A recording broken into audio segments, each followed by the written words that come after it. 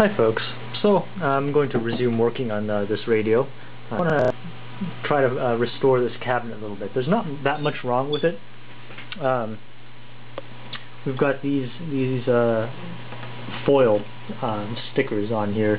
They have a couple little marks on them, couple dents. I don't think I'll be trying to fix those, but there is lots of dust and dirt kind of everywhere. And this thing has a bit of tarnish on it. I might try to restore that. And there's lots of little, hairline, little scratches everywhere. Kind of hard to see, but you can see one there. And on the back, there's just lots of dust. All right, so I've removed this little thing, this carry strap from the thing. Just took out these two screws here. Comes out no problem. And there we go. This thing that I'll need to prepare for painting. Maybe do a little bit of light sanding. There's a lot of scratches, I guess, from these things over the years, I suppose, and fingers and things getting under there. So I'll be stripping this down and applying some new paint. As for the rubber band, well, it's seen better days, that's for sure. But I don't think I'm going to try to restore it. I'll just leave it be. I'm not sure where to begin to make another one of these. I'd need a fairly large rubber band to begin with. Then I'd need to properly apply these, whatever you call them, ends on it. So, since you can't see it, and it seems to still work pretty well, I'm not going to touch it. So I did a first pass with some Windex and some paper towels and Q-tips, and got into all the crevices and got rid of most of the dust. This is very tenacious dust. Not sure what's in it, but it really likes to stay in there. But anyways, I got most of it out. As you can see, there's still a lot of scratches and things left. So now it's time to break out this stuff. Alright, so a considerable amount of time later, my fingers are completely dead. I've applied just this stuff. So next is this stuff, and we'll see how it looks. It's looking a lot more uniform now. It's quite hazy, but you'd expect that.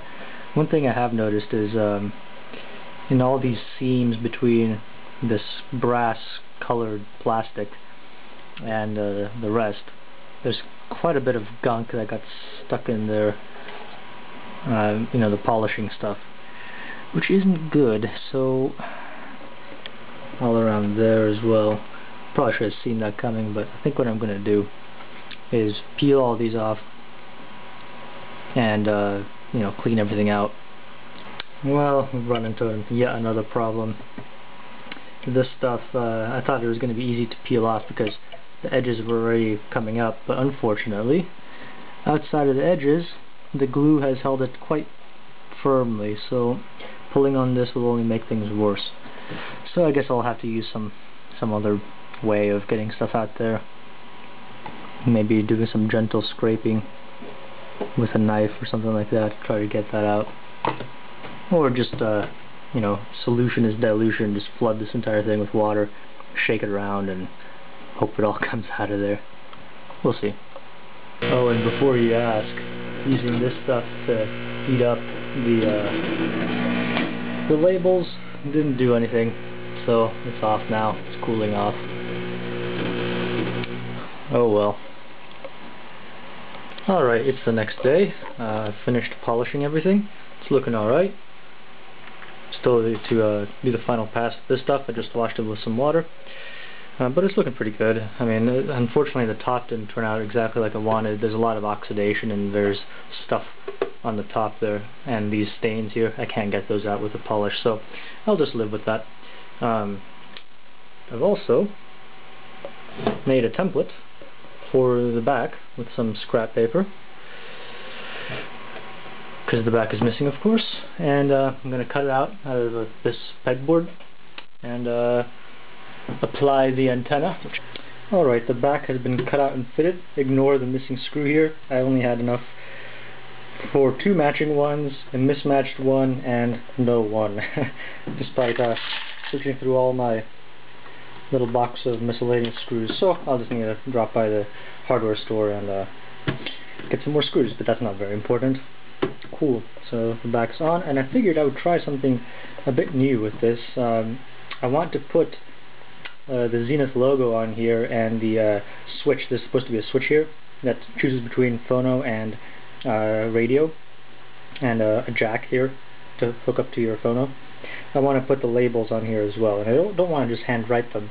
So I figured I'd do what I do for my circuit boards, which is laser print, you know, the artwork onto this paper here. It's called PCB toner transfer paper. It's by Pulsar Professional. And yeah, basically print it on there, iron it on, then you wet the paper, and the paper is coated in a special coating that dissolves in water but adheres to toner.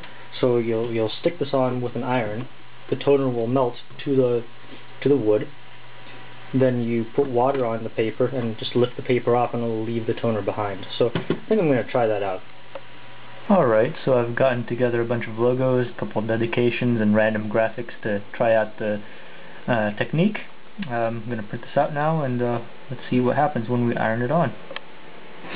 Well, Murphy strikes again. Looks pretty good, doesn't it? Well, despite years of using this stuff, I still forget to freaking mirror it. Because if I iron that on, it's going to be in reverse. Oh well. At least I can cut out a piece and use it as a test, you know, in a little corner or something, see if it'll work. So I've ironed on the little square, and as you can see, it's stuck down in there, so let's try releasing it from its hold. Oh yeah, it's working just fine. Alright, let's reprint that in the correct orientation.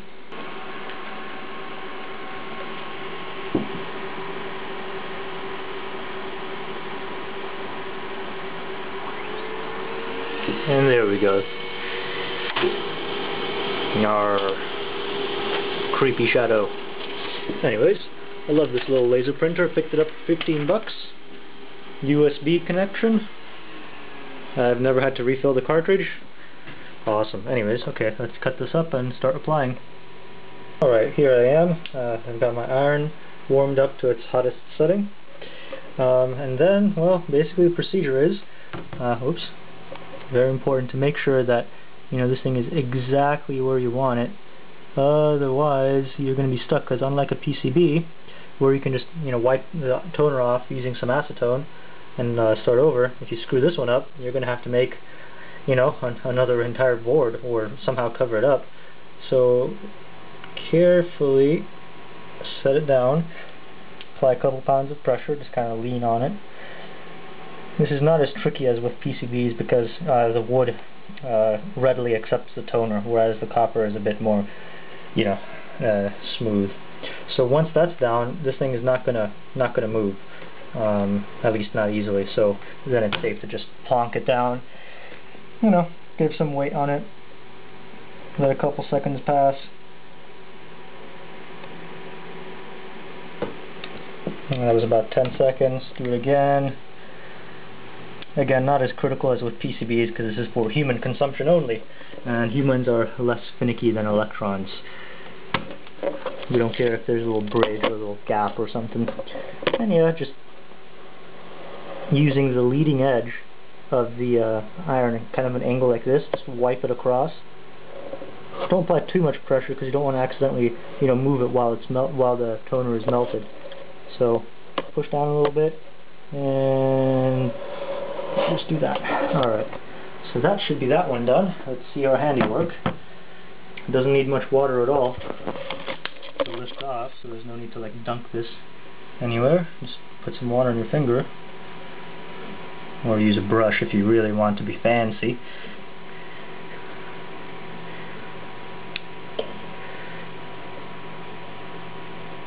There we go. Make sure you got everything. It turns a much different color when it's wet. Just give it a second to soak in. Maybe it needs a little more water right there. Oh boy. Zenith radio. Awesome. Almost looks factory. And one other thing, if you're trying this, you know, if you're going along and you've applied something already, don't accidentally, you know, press your iron on top of the already transferred toner there, because it will end up sticking to your iron and burning, and it'll be annoying. And if you look down here, you might see the shadow text. Well, unfortunately, it's not as easy as I made it out to be to transfer this stuff. So if you look at the printout here, you can see kind of spots in there. Well, it printed it out. The printer printed the stuff out kind of blotchily, with low toner density. It might be that I'm running out of toner, but anyways, it didn't transfer all the way. So fortunately, if you take a Q-tip and some acetone, you can actually get rid of most of it. You can still, you know, see a little bit of it, but since I'm applying more text over top of this, you shouldn't be able to notice. Just something to be aware of. Alright, much better. So I think this is ready to be used.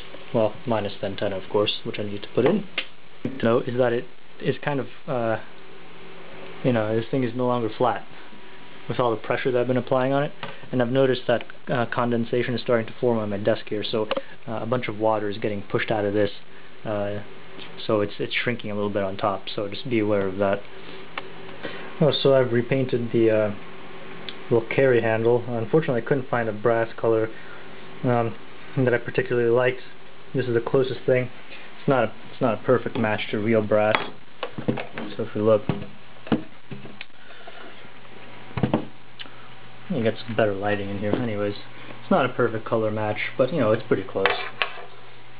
So I'll have that there. If not, well, you know, if I don't end up liking it, I can just, you know, cover it with some other paint. Okay, I've finished the antenna, and I've put 4 screws in here. Just wrapped the wire around, and then I laced all of it to keep it nice and neat. Cool. Alright, now I've also added in a proper fuse, complete with a little cover. Alright, I've attached the antenna. So now, we'll route the power cable out of this hole there, and there we go. We have accessible switch, and let me put the screws in and we can take a look at it. Alright, so I've finished. Put the back on, as you can see. Plugged it in. Unfortunately, while I was gluing down this thing, I managed to crease this thing, so I'm gonna have to buy some more kind of gold reflective or brass reflective foil, because that doesn't look so good. Oops. Well, it's good enough for now, I suppose. Can't do anything about it.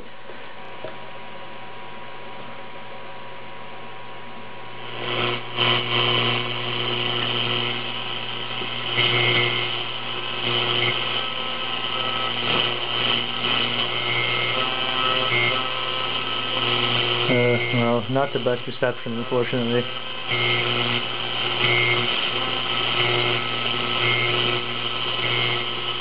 Wow, really? I can't get a single station? That's lame.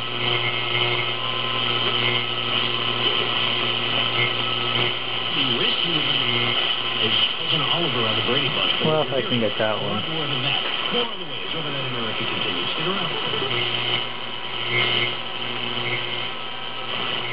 Well, I still need to do an alignment on this thing. I'm sure it's way out, but it's pretty good for now.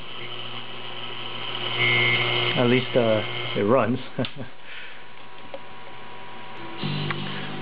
Well, it's working fine over phono, well, except for the dirty connector here. Ignore that. However, I would love to hook it up to my computer, and unfortunately, if I do that, you know, I get a nasty ground loop going on and there's huge amounts of hum. So fortunately, I found this little isolation transformer. I think it was from Radio Shack in my parts bin. Just turn that off before YouTube hates me. And yeah, I'm gonna throw together an isolating cable. Now, of course, this thing is only mono. There's only one transformer here, but that's all right. There's only one speaker in there, so I'm gonna quickly throw that together and show you. So, I'm sure everything's discharged. Yeah, so I'm just gonna stick this right in here and wire it up. Alrighty, the transformer is in. Oh, sorry.